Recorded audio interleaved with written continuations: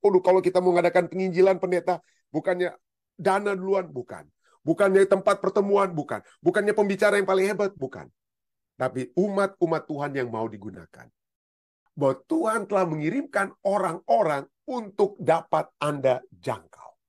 Siapa mereka? Yang di rumah Anda, tetangga kita, tempat bekerja kita, ada orang-orang yang sudah Tuhan kirim kepada kita untuk kita jangkau. Ya. Apa terus berdoa, Tuhan, apa yang dapat saya gunakan? Ya, gunakanlah saya. Dengan cara saya, dengan kelemahan-kelemahan saya. Gunakanlah saya agar saya dapat melihat orang-orang yang telah Engkau berikan. Manusia-manusia yang telah Engkau berikan untuk dapat saya jangkau. Saya mengajak kita semua untuk dapat menjangkau orang-orang tersebut. Orang-orang yang telah Allah berikan kepada kita. Mari kita lihat bahwa seringkali kita melihat bahwa untuk sukses dalam penginjilan harus ada mujizat. Wah, ini kan seringkali ada kan buat KKR. Waduh, dengan disertai ada apa? Mujizat. Waduh, kita akan datang untuk melihat mujizat-mujizat yang akan terjadi. Itu daya tariknya. Atau daya tarik lainnya apa? Oke, mungkin kita orang Advent nggak pakai mujizat-mujizat, tapi kita pikir, waduh, ini pembicaranya ini jadi general conference. Pembicaranya ini orang asing. Pembicaranya ini doktor. Pembicaranya ini, waduh, kita semua datang. Apalagi kalau dibuat di gedung yang mewah. Dengan segala transportasi dan lain sebagainya. Waduh, sukses betul. Ya, di akhir itu, waduh, pembicaranya hebat. Pembicaranya semangat sekali. Dan lain sebagainya. Dan bisa apa? Bisa berbicara dengan begitu menarik dan lain sebagainya. Sehingga orang-orang pikir, waduh, sukses betul nih penginjilan. Ya, sukses betul ini penginjilan. Tapi sesungguhnya apa itu penginjilan yang sejati? Pelajaran kita katakan bahwa penginjilan yang sejati itu apa ya? Bukan seperti yang kita bayangkan. Nah, ada satu penulis yang sering kali pada saat kita bicara tentang evangelisasi atau penginjilan yang bernama Rebecca atau Becky Manley Pippert, ya, dia menulis buku bagaimana kita harus menjadi garam dunia. Tapi seringkali kita dalam garam dunia itu kita hanya berada di dalam botol, garamnya itu nggak dipakai-pakai, terus sedikit-sedikit aja. Jadi dikatakan out of the salt shaker, kita harus keluar daripada botol garam itu yang biasa kita lihat di supermarket atau di rumah juga gitu ya, kita pakai garam ya. Jadi kita harus keluar dari dalam apa botol tersebut, kita harus berada di luar. Kenapa? Karena seringkali yang terjadi adalah bahwa kita tidak melakukan keberadaan kita seperti garam yang menggarami apa dunia. Nah, ini dikatakan satu statement yang menarik sekali dikatakan. Saya percaya dikatakan. I believe. Saya percaya bahwa sebagian besar penginjilan kita itu tidak efektif. Tidak efektif. Karena kita terlalu bergantung pada teknik dan strategi. Strateginya apa? Oh, pembicaranya itu mesti dari Amerika. Oh, uangnya itu dari Amerika, uangnya dari luar negeri supaya banyak uangnya ya. Jadi program, teknik, apa semua teknik kita buat. Nah, ya. Bagaimana cara kita mengadvertensikan? Kita harus advertensikan di TV, di internet, di mana-mana. Kita harus kirim. Oh, di zaman dulu ya, mungkin belum ada internet. Kita pakai selebaran dari mobil, pakai loudspeaker. Tentu saja semuanya oke, boleh saja ya. Tetapi janganlah itu merupakan kita hanya berpikir bahwa itulah satu-satunya cara yang menyatakan penginjilan itu dapat sukses. Kalau biayanya besar, di gedung yang paling besar, pembicara yang dianggap orang besar, dan lain sebagainya. Tidak, ya. Dikatakan apa? Saya percaya sebagian besar penginjilan kita itu tidak efektif karena kita terlalu bergantung pada teknik-teknik dan strategi. Penginjilan telah menyelinap ke departemen penjualan, ke sales department. Kita dalam menginjil seakan-akan kita sedang apa? Mencoba untuk menjual, membuat advertensi, menjadi seperti pedagang. Kita menjadi seperti pedagang yang menjual satu produk, dia katakan. Penginjilan telah menyelinap ke departemen penjualan. I am convinced that we must look at Jesus. Saya yakin bahwa kita harus memandang Yesus dan kualitas hidup yang Dia panggil. Jadi yang orang akan lihat itu, yang akan dikenang oleh orang itu bukan pembicaranya hebat, budgetnya besar-besaran. Oh, saya pernah ikut itu ya di Jakarta dulu ya, di Jakarta dulu. Oh, kalau ada ceramah, pembicaranya dari Australia, dari Amerika di gedung pertemuan ini dan itu dan sebagainya. Oh, hebat sekali. Tapi yang lebih dari itu cuma berakhir. Tapi yang lebih bertahan lama adalah kualitas kehidupan setiap umat-umat Tuhan. Ya. Jadi itulah, saya yakin bahwa kita harus memandang Yesus dan kualitas hidup yang Dia panggil untuk kita jalani sebagai teladan tentang apa yang harus kita percayai dan bagaimana menjangkau orang lain. Penginjilan yang terbaik adalah dari satu kehidupan kita. Satu kehidupan yang bersimpati kepada orang lain. Satu kehidupan yang memenuhi kebutuhan orang lain. Satu kehidupan yang sebelumnya itu bergaul dengan orang lain. Ya, bergaul dengan orang lain, mengetahui keberadaan mereka. Bukan hanya kita berkhotbah kayak saya sekarang ini cuma ngomong gitu ya. Tapi dalam pergaulan sehari-hari, kita jangan langsung buka ayat demi ayat seperti yang saya buat seperti ini ya. Ini kan cuma istilahnya ya, cuma untuk mengajak ya. Tapi pokoknya kalau Anda nanti di ladang, di medan, maka Anda dapat mungkin bertanya kepada orang. Lebih banyak kita mendengarkan mereka. Lebih banyak kalau coba kita lihat bagaimana Yesus caranya. Dia bertanya kan, apakah engkau mau sembuh? Dia bertanya. Bukan berarti Yesus tidak tahu. Allah juga yang seringkali bertanya bukan berarti Allah tidak tahu. Tapi Allah mau supaya keluar dari kita. Keluar dari kita kebutuhan yang kita sendiri inginkan untuk terjadi. Jadi kita dapat bertanya dalam bergaul, kita memiliki bertanya, mencoba untuk memiliki pertanyaan-pertanyaan yang membawa orang untuk melihat kebutuhan mereka itu sebenarnya apa. Ya, teman-teman sekerja Anda, itulah saya katakan tadi. Ada banyak hal yang saya tidak bisa lakukan. Kenapa? Ruang lingkup saya cuma saya dan pada umumnya anggota-anggota ataupun ya tetangga-tetangganya di sekitar sini ya. Tapi Anda di tempat bekerja Anda, ada begitu banyak orang yang membutuhkan Yesus, ya, yang membutuhkan Yesus, membutuhkan kasih Yesus, dan merekalah yang apa? Andalah yang boleh dikatakan, Andalah yang berada di garis depan, ya, Andalah, karena Anda akan bertemu dengan orang-orang yang Tuhan sudah kirimkan kepada Anda. Nanti kita akan pelajari ini di bagian akhir. Saya harus tekankan ini, bahwa Tuhan telah mengirimkan orang-orang untuk dapat Anda jangkau. Siapa mereka? Yang di rumah Anda, tetangga kita, tempat bekerja kita, ada orang-orang yang sudah Tuhan kirim kepada kita untuk kita jangkau. Ya. Jadi itulah, kita bagaimana menjangkaunya? Kita menjadi apa? Untuk memiliki satu kehidupan seperti murid-murid Yesus yang sudah pandanglah pada Yesus dan merubah mereka ya. Jadi mereka sudah bersama-sama dengan Yesus 3,5 tahun murid-murid. Dan kemudian apa? Apa yang kehidupan tersebut mereka kemudian jalani ya. Jadi mereka menjangkau apa ya? Kita menjangkau orang lain melalui kualitas kehidupan kita yang Yesus telah panggil untuk kita jalani. Ya, kita meneladani Yesus ya. Apa yang telah kita percaya dari Yesus dan juga bagaimana cara Yesus berbicara kepada orang-orang. Itulah juga cara kita untuk berbicara dengan penuh simpati, dengan penuh kelemah lembutan kepada orang-orang yang terluka. Itulah yang Tuhan Yesus ingin kita untuk lakukan ya. Lalu kemudian Rebecca Piper juga katakan, where we need to begin in evangelism, hal yang perlu kita mulai dalam penginjilan itu apa? Budgetnya berapa besar dong supaya bisa beli-beli sembako? Siapa pembicaranya? Oh, mesti orang hebat, dia mesti dokter. Bukan.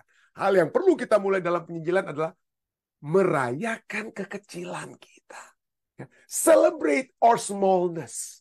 Jangan kita pikir, waduh kita harus yang besar-besaran dengan budget yang besar. Tapi setiap umat Allah yang mengasihi Tuhan, melihat kita betapa kecilnya, betapa kita tidak mampunya. Seperti Musa yang pada saat dipanggil dia merasa kecil sekali. Seperti Yeremia dipanggil merasa kecil sekali. Seperti Yesaya dipanggil, aduh nggak ada apa-apanya. Pada umumnya orang-orang yang dipanggil itu adalah orang-orang yang celebrate, mereka punya apa? Smallness, merayakan kekecilan mereka. Kenapa? Karena pada saat kita merayakan kekecilan mereka, gantinya saya bilang, oh saya kan sudah doktor, saya sudah pendeta, saya sudah hebat, saya sudah begini dan begitu. Kalau kita merayakan kekecilan kita, ya bukan dengan jujur, dengan kata jangan yang cuma untuk bikin-bikin ya, tapi maka yang terjadi kita akan bersandar pada kuasa Roh Kudus. Ya. Celebrate our smallness and then lean on the power of the Holy Spirit. Dan kemudian kita bersandar kepada kuasa Roh Kudus. Rasul Paulus saja, Rasul Paulus yang begitu hebat saja, begitu hebat Rasul Paulus. Tetapi tetap saja dia melihat kekurangan yang ada padanya supaya dia dapat bersandar penuh kepada Tuhan. Ya, dia jago, dia paling jago dari semua rasul-rasul, dia lah yang paling terdidik, terpelajar dalam satu arti ya. Penulisannya paling banyak dan lain sebagainya. Tetapi tetap saja ada hal yang Tuhan ingatkan dari dia supaya dia melihat kekecilannya. Ada apa? Ada masalah kesehatan yang dialami, yang dia coba untuk minta Tuhan hilangkan, tapi tidak terjadi. Tapi kemudian apa yang dia tulis? Sehubungan dengan kekurangan yang dia miliki. Dalam 2 Korintus 12 ayat 9. 2 Korintus 12 ayat 9, kemudian Rasul Paulus menyadari, dan dia katakan apa? Tetapi jawab Tuhan kepadaku, cukuplah kasih karuniaku bagimu. Sebab justru dalam kelemahanlah kuasaku menjadi sempurna. Sebab itu terlebih suka, Rasul Paulus kemudian katakan ya, sebab itu terlebih suka aku, Rasul Paulus, bermegah atas kelemahanku, atas kekecilanku. Supaya kuasa Kristus turun menaungi aku. Ya, turun menaungi aku. Nah, itulah sebabnya kita semua jangan pernah berpikir, waduh saya ini tidak bisa bicara, mungkin saya tidak bisa buat PowerPoint, saya tidak bisa buat ini, saya tidak punya budget dan lain sebagainya. Well, pelajaran kita katakan itu bukan metode penginjilan yang sejati. Itu bukan karena besarnya budget, hebatnya pembicara, ya, besarnya gedung pertemuan yang kita sewa dan lain sebagainya. Apa yang dikatakan di sini? Metode Kristus saja yang akan memberikan apa? Keberhasilan sejati dalam menjangkau manusia. Juru selamat bergaul dengan manusia sebagai seseorang yang menginginkan kebaikan mereka. Ia menunjukkan rasa simpati terhadap mereka, melayani kebutuhan mereka, dan memenangkan kepercayaan mereka. Lalu ia memanggil mereka, ikutlah aku. Kita sering mendengar, kita semua Advent sering mendengar satu program ya, yaitu Total Members Involvement. Total Members Involvement. Jadi keterlibatan anggota secara total. Sudah dimulaikan itu berapa tahun yang lalu. Dimulaikan di Rwanda, di Filipina. Waduh, jutaan. Bukan hanya ribuan, ratusan ribu. Jutaan orang dibaptis. Siapa yang memenangkan mereka? Ketua GC yang berkhotbah? Oh, bukan. Setiap anggota, setiap umat Tuhan di Rwanda, di Filipina, dan tempat-tempat lain yang menjalankan itu, mereka mengajak, mereka menyadari kasih mereka yang sesungguhnya kepada Tuhan. Mereka menyadari bahwa kehidupan dalam dunia ini tidak berarti tanpa Tuhan, dan keberadaan kita itu hanya untuk sementara. Mereka menginginkan untuk memuliakan Tuhan, ya, kehidupan yang kekal tersebut. Lalu mereka menjangkau orang lain, ya. Dengan cara yang apa? Siapa saja yang mereka bisa jangkau, ya, siapa saja yang dapat mereka jangkau. Tadi malam saya memiliki kesempatan yang indah bertemu dengan Ibu Marta, ya, Marta Lam Kadawangko, Bapak Asang, ya, dengan Michi dan Evan. Dan kami bercerita, dan saya bercerita menanyakan tentang kegiatan dari Ibu Marta selama di Indonesia. Dan dia katakan bahwa, Neta, satu hal yang sangat membahagiakan sekali, ya. Karena saya coba istilahnya, Ibu Marta kenapa nggak lebih suka aja di Amerika lah. Ini Michi kan bisa klaim Ibu Marta untuk tinggal di Amerika. Waduh, Neta, nggak tahu mau bikin apa kalau di Amerika. Kalau di Indonesia ada banyak kegiatan. Oke, saya tanya, oke, kegiatan apa saja yang Ibu Marta? Well, dia mulai ceritakan. Beberapa tahun lalu sudah dimulaikan mereka di gereja mereka di Tondano, ya. Beberapa anggota, tadinya mereka, Ibu Marta, dia cuma mengunjungi sahabat-sahabatnya, cuma jalan, bertemu dengan sahabatnya, kalau tidak salah satu, kalau saya tidak salah, ya, Ibu Kori Pratasik, lalu berada di toko mereka, bantu-bantu di toko, ya, sambil, karena mereka ya ada waktu luang yang dapat mereka lakukan, jadi mereka bantu-bantu. Lalu lama-lama mereka bilang, oke, kalau cuma habis kerja gini, bagaimana kalau kita makan. Oke, jadi mereka kumpul lah, jadi beberapa orang kemudian ikut, Ibu Marta, Ibu Kori, dan beberapa ibu lainnya, masaklah mereka. Jadi mereka cuma sekali seminggu kumpul-kumpul begitu hanya untuk makan, ya, bantu-bantu di toko sedikit, makan. Lalu kemudian mereka bilang, aduh, masa cuma makan-makan, ya. Bagaimana kalau kita belajar buku Roh Nubuat, daripada kita cuma ngobrol, gak ada apa-apa sambil kita makan atau sesudah kita makan, bagaimana kita baca buku Roh Nubuat? Betul. Jadi mereka kemudian makan, ya, minggu sekali atau minggu 2 kali, mula-mula seminggu 2 kali mereka makan, lalu mereka baca buku Roh Nubuat. Lalu setelah mereka baca buku Roh Nubuat, tentu saja Roh Kudus bekerja, ya, dalam hati mereka. Lalu mereka katakan, kalau cuma kita yang makan, kalau cuma kita yang dengar Roh Nubuat ini, buku Roh Nubuat ini, ini cuma hanya untuk kita. Bagaimana kalau kita bagikan? Bagaimana kalau kita bagikan? Bagaimana caranya? Bagaimana kalau kita pergi ke orang-orang yang sakit? Anggota-anggota gereja yang sakit. Jadi gantinya mereka bawa makanan mereka, pergi ke orang yang sakit, mendoakan mereka. Ya. Jadi mereka pada mulanya hanya untuk kerja, saling membantu kerja di toko-toko mereka, lalu kemudian mereka mulai apa? makan-makan, lalu kemudian mereka berdoa, dari setelah berdoa baca buku Roh Nubuat, ya. Lalu kemudian sekarang mereka kunjungi orang sakit. Jadi itulah yang mereka lakukan. Tapi kan nggak selalu ada orang sakit, ya. Dan mereka kemudian katakan, apalagi yang kita mau buat? Bagaimana kalau kita kunjungi orang-orang apa? Orang-orang bekas-bekas anggota Advent, tapi yang sudah tidak lagi, lalu kita melihat apa kebutuhan mereka. Jadi kita bawalah kepada mereka sembako atau apa yang dapat membantu mereka. Jadi mereka lihat, oh siapa ini yang dapat mereka kunjungi, yang oh ya memang kebetulan mereka orang-orang yang dalam keadaan susah dan lain. Jadi datanglah mereka mendatangi orang-orang yang bekas Advent yang mereka sudah kenal mungkin dulu, kunjungi, bantu juga dalam kebutuhan yang diperlukan oleh sebab kehidupan yang beban yang mereka miliki. Jadi itulah yang mereka lakukan. Jadi dari kelompok yang tadinya untuk makan-makan, mereka kembangkan menjadi kelompok doa, menjadi kelompok untuk mempelajari firman Tuhan, lalu menjangkau orang-orang sakit, lalu menjangkau orang-orang yang sudah lemah iman. Dan juga kemudian apa yang terjadi? Mereka kemudian anak-anak keluarga dari anggota-anggota Advent itu yang sudah tidak lagi menjadi anggota, tapi sekarang anggota dan anak-anak mereka sudah ada beberapa yang dibaptis.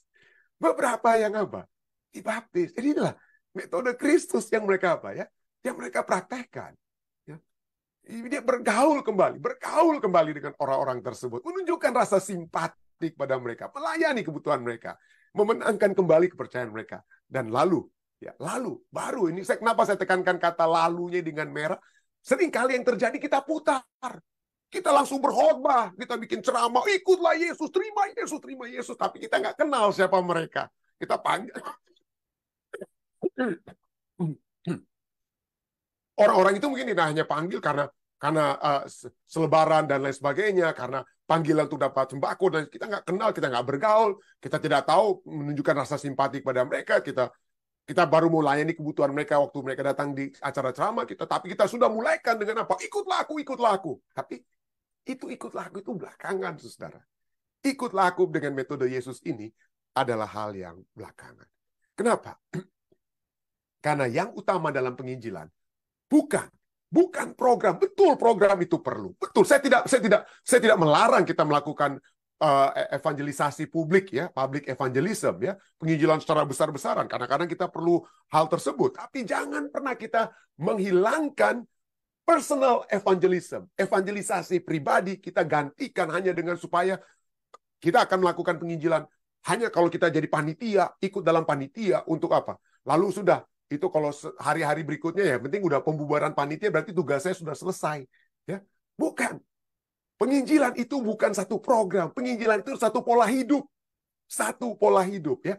Kenapa? Karena program Kristus, pola hidup Kristus itu bukan membuat satu program besar-besaran di mana dia kasih makan 5.000 orang dan lain sebagainya. Itu dari hari ke sehari, ya. Betul, Yesus bisa buat public evangelism, bisa bicara 5.000 orang hadir, tapi dari hari ke hari dia bersama-sama dengan orang-orang yang membutuhkan. Personal evangelismnya Yesus. Kenapa? Karena itulah program utamanya. Nanti kita akan lihat. Program utama Yesus adalah manusia. Dan coba kita lihat bagaimana itulah yang kemudian diikuti oleh murid-muridnya. Kisah Para Rasul 4 ayat 13. Ketika orang-orang itu melihat bahwa Petrus dan Yohanes itu sangat berani bicara, berani berkhotbah, ya. Ketika sidang itu melihat keberanian Petrus dan Yohanes dan mengetahui bahwa keduanya itu orang biasa yang tidak terpelajar. Bagi mereka, jangan langsung kita pikir, wah ini Petrus, Yohanes itu nggak tahu apa-apa, ini pendeta bodoh-bodoh nih. Nggak juga, ya. Ini di sudut pandang orang-orang ahli-ahli Taurat di zaman Yesus ini, di zaman Yohanes dan Petrus. Petrus dan Yohanes itu bukan belajar di bawah mereka, di bawah rabi-rabi Yahudi. Jadi mereka tidak dianggap orang terpelajar. Tapi sesungguhnya mereka itu sudah sangat terpelajar. Kenapa? Mereka berada selama 3,5 tahun di bawah guru agung Yesus Kristus, ya. Tapi itulah, mereka dianggap oleh dunia itu sebagai orang-orang yang tidak terpelajar. Dunia mungkin tidak menganggap Anda sebagai orang yang punya gelar doktor dan lain sebagainya. Tapi pada saat saudara, ya, yang sudah bertahun-tahun belajar firman Tuhan, ya, Anda bukan lagi orang biasa yang tidak terpelajar. Kita sudah dikuatkan oleh firman Tuhan, ya. Kita sudah belajar. Tapi di pandangan manusia, kita itu dikecilkan. Tapi tidak mengapa. Tetap kita dapat apa? dapat berada dalam kekecilan itu juga bagus sekali, ya. Jadi itulah mereka itu dianggap orang yang biasa yang tidak terpelajar. Heranlah mereka. Kenapa? Dan mereka mengenal keduanya sebagai pengikut Yesus. Kalau kita lihat bahasa Inggrisnya, mereka katakan apa? Mereka adalah the unschooled ordinary men. They were astonished and they took note that this man had been with Jesus. Pengikut Yesus adalah orang-orang yang selalu bersama-sama dengan Yesus, ya. Orang-orang. Tapi itulah, kalau Anda bersama-sama dengan Yesus, dunia anggap Anda orang bodoh. Anda bersama-sama dengan Yesus, dunia memandang rendah kita. Tetapi kita bukan orang biasa. Ya, kita bukan orang biasa. Telah bersama Yesus, ya, had been with Jesus, telah bersama Yesus. Para murid telah menjadi luar biasa. Apalagi bukan itu saja. Roh Kudus yang sudah turun. Ya, kuasa Roh Kudus, kuasa kealahan itu sudah turun pada mereka. Mereka bukan lagi orang biasa, tapi sudah menjadi orang hebat. Itulah membuat orang-orang yang terpintar ini heran mereka, ya. Mereka menjadi heran. Kenapa? Bukan karena kuat kuasa mereka, tapi karena mereka telah meneladani Yesus dan bagaimana Roh Kudus telah turun kepada mereka. Jadi para murid yang telah bersama Yesus telah meneladani guru mereka, mewujudkan teladan Yesus dalam memberikan kesaksian dalam kehidupan mereka. Jadi itulah yang harus menjadi kekuatan kita. Kita mungkin tidak punya apa-apa, tapi kita memiliki Roh Kudus yang akan memberikan kekuatan dan banyak apa-apa kepada kita. The Master Plan Evangelism, Robert Coleman, dia menulis tentang murid-murid ini. Dikatakan bahwa penginjilan telah dijalani di hadapan mereka dalam semangat, in spirit and teknik, dalam roh, dan dalam semangat dan teknik. Itu telah mereka lakukan, rasul-rasul itu, ya, Petrus dan Yohanes. Dengan memperhatikan Yesus, mereka mengetahui tentang apa semua itu. Beliau, Yesus, telah menuntun mereka untuk mengenali kebutuhan yang melekat pada semua lapisan masyarakat. Mereka mengenal kebutuhan, ya, yang melekat semua lapisan masyarakat dan metode terbaik untuk mendekati mereka. Mereka mengamati bagaimana dia menarik orang kepadanya, bagaimana dia memenangkan kepercayaan mereka dan mengilhami iman mereka, bagaimana dia membuka jalan keselamatan bagi mereka dan memanggil mereka untuk mengambil keputusan. Metodenya, metode Yesus itu begitu nyata dan praktis sehingga muncul begitu saja, ya. Apa maksudnya? Jadi sudah menjadi natural, muncul begitu saja. Itu sesungguhnya itu metode Yesus bagi mereka telah menjadi natural. Kenapa? Karena mereka sudah selalu memandang Yesus dan mengetahui bagaimana apa yang terjadi, yang terbaik yang dapat terjadi dalam kehidupan dalam kehidupan mereka. Dan itulah program Kristus tersebut. Program Kristus itu adalah manusia. Ya. Fokusnya bukan kepada besarnya dana dan lain sebagainya, tapi mari kita selalu ingat, kalau kita mau mengadakan penginjilan pendeta, bukannya dana duluan, bukannya tempat pertemuan, bukannya pembicara yang paling hebat, bukan, tapi umat Tuhan yang mau digunakan. Coba kita lihat, ini pembahasan yang cukup menarik ini, di Yohanes 17 ayat 1-4. Kalau Anda membaca ini sangat-sangat menarik. Yohanes 17 ayat 1-4.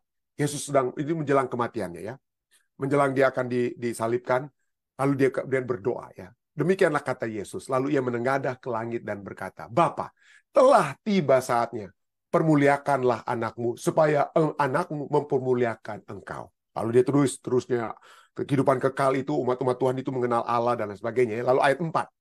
Aku telah mempermuliakan engkau di bumi dengan jalan. Jadi coba kita lihat, menarik sekali. Tolong perhatikan, menarik sekali. Aku telah, bukan akan.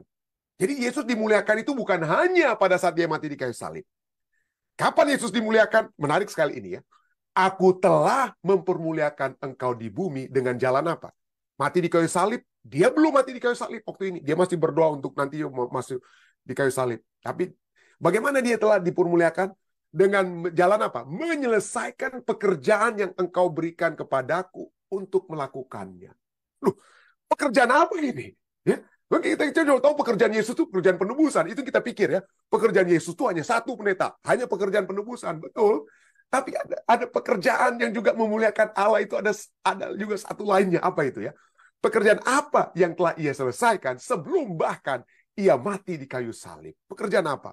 Nah, untuk jawabnya, Anda terus bisa baca ayat Yohanes 17 ayat 1, terus Anda baca ayat 6. Ayat 6. Aku telah menyatakan namamu kepada semua orang yang engkau berikan kepadaku. Aku telah nyatakan tentang engkau kepada orang yang engkau berikan kepadaku dari dunia. Siapa ini yang diberikan kepada Kristus dari dunia? Kemudian Yesus katakan apa? Mereka itu milikmu dan engkau telah memberikan mereka. Engkau telah memberikan mereka kepadaku dan mereka telah menuruti firman-Mu. Siapa mereka ini? Umat-umat manusia semuanya yang telah menuruti firman Allah, yang apa? Yang telah diberikan Allah kepada Yesus, ya, yang menjadi miliknya. Siapa mereka ini?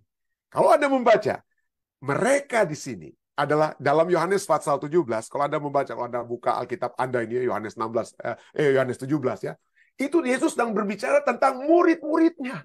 Murid-muridnya yang Allah berikan supaya Yesus dapat memperkenalkan Allah Bapa kepada mereka. Dan mereka telah menerima. Walaupun mereka itu penerimaan itu belum 100%. Kenapa? Karena masih ada Yudas yang kemudian akan mengkhianati Yesus. Ada Petrus yang akan menyangkal Yesus 3 kali. Tapi tetap kita lihat prosesnya untuk mengarah kepada menjadikan mereka murid-murid yang sejati itu telah berlangsung. Jadi kata mereka di sini adalah murid-murid Yesus. Kenapa? Karena Yohanes 17 ini bicara tentang doa Yesus untuk murid-muridnya. Doa Yesus untuk murid-muridnya. Jadi itulah sebabnya kita terus baca. Tadi sudah baca sampai ayat 6. Ayat 7 sampai 9 kemudian katakan apa? Sekarang mereka tahu, ya murid-muridnya. Sekarang murid-murid tahu bahwa semua yang engkau berikan kepadaku itu berasal daripadamu. Ya, mereka itulah juga berasal apa? Mereka telah dituntun kepada Yesus menjadi murid-murid Yesus karena itu berasal daripada apa? Dari Bapa. Dan kemudian Yesus doakan supaya mereka itu kuat nanti di ayat-ayat setelah 10 dan seterusnya. Tapi ayat 8, mari kita baca dulu ya. Sebab segala firman yang engkau sampaikan kepadaku telah kusampaikan kepada mereka, dan mereka telah menerimanya. Murid-murid itu telah menerimanya. Mereka tahu benar-benar bahwa aku datang padamu, dan mereka percaya bahwa engkaulah yang telah mengutus aku. Aku berdoa untuk mereka. Aku berdoa supaya mereka bersatu ya. Bukan untuk dunia aku berdoa, tetapi untuk mereka, untuk murid-muridnya yang telah engkau berikan kepadaku, sebab mereka adalah milik. Coba Anda lihat, coba Anda renungkan. Setelah pada saat saya merenungkan ayat ini, waduh, saya langsung gemetar. Nanti saya kasih tahu kenapa saya jadi gemetar ya. Yohanes 17 ayat 4 katakan, aku telah mempermuliakan engkau di bumi dengan jalan menyelesaikan pekerjaan yang engkau berikan kepadaku untuk melakukan. Jadi apa itu pekerjaan Yesus? Tentu saja penebusan. Tapi yang lain yang dapat kita lihat, bahwa pekerjaan Yesus juga adalah pekerjaan pemuridan. Menjadikan murid-murid itu menjadi murid. Pekerjaan Yesus adalah pekerjaan pemuridan, dan pekerjaan pemuridan Yesus itu sekarang menjadi pekerjaan saudara dan saya. Sudah dijalankan oleh rasul-rasul, tapi sekarang itu yang menjadi pekerjaan kita.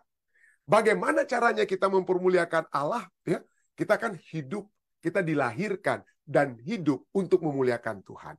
Kita hidup untuk memuliakan Tuhan dan menyelesaikan pekerjaan Tuhan. Oke, bagaimana itu cara menyelesaikan pekerjaan Tuhan? Kasih uang supaya pendeta Rantung bisa berkhotbah di kiri dan kanan? Yang utama setiap masing-masing kita, setiap telah dipanggil. Ya, Yesus telah berkata dalam Matius 28, kita sudah sering baca ayat ini ya. Matius 28 ayat 18 sampai 20. Yesus katakan apa? Mendekati mereka yang dalam keadaan ragu-ragu. Gimana nih? Kalau ayat 17 bicara tentang mereka yang ragu-ragu, lalu kepada mereka yang ragu-ragu Yesus katakan apa? Kepadaku telah diberikan segala kuasa di sorga dan di bumi. Ya, kepadaku telah diberikan segala kuasa di sorga dan di bumi. Karena itu, pergilah, jadikanlah semua bangsa murid-muridku dan baptiskanlah mereka. Dan baptiskanlah mereka dalam nama Bapa dan Anak dan Roh Kudus. Dan ajarlah mereka melakukan segala sesuatu yang telah kuperintahkan padamu, dan ketahuilah, aku menyertai kamu sampai kepada akhir zaman. Inilah pekerjaan yang Yesus telah selesaikan sebelum dia mati di kayu salib. Inilah satu pekerjaan yang Yesus telah lakukan pada saat dia mempermuliakan Bapanya. Itu apa? Murid-murid itu sudah ada. Walaupun belum sempurna, ya, walaupun mereka itu akan ragu-ragu pada saat Yesus mati, tapi prosesnya itu telah dilakukan dan mereka telah apa? Yesus dapat katakan bahwa dia telah apa ya? Dia telah menyelesaikan pekerjaan Bapa tersebut. Saudara-saudari sekalian, ini satu hal yang menarik. Kenapa? Karena kepada Yesus telah diberikan orang-orang. Allah telah mengirimkan orang-orang untuk menjadi murid-muridnya. Allah telah mengirimkan murid-murid Yesus, ya, kepada murid-murid Yesus atau rasul-rasul, orang-orang yang kemudian mereka jadikan sebagai murid. Paulus misalnya menjadikan Timotius, ya, menjadi murid, menjadi apa? Menjadi murid-muridnya dan lain sebagainya, ya. Orang-orang yang dapat dijangkau, dan bukan hanya dijangkau, tetapi juga dapat dijadikan orang-orang yang menjangkau orang lain. Kepada masing-masing kita telah diberikan umat-umat, ya, umat-umat manusia untuk dijadikan murid, supaya kita dapat menyelesaikan pekerjaan Tuhan, supaya kita dapat mempermuliakan Tuhan. Pertanyaannya bagi saudara dan saya, itulah membuat saya katakan tadi, saya gemetar, ya. Siapa di antara kita yang dapat melihat ke kiri dan ke kanan kita di tempat kita bekerja, tetangga-tetangga kita, ya, siapa saja yang dapat kita jangkau supaya mereka juga menjadi murid-murid Yesus. Ketahuilah, setiap umat Allah telah diberikan manusia untuk dijangkau.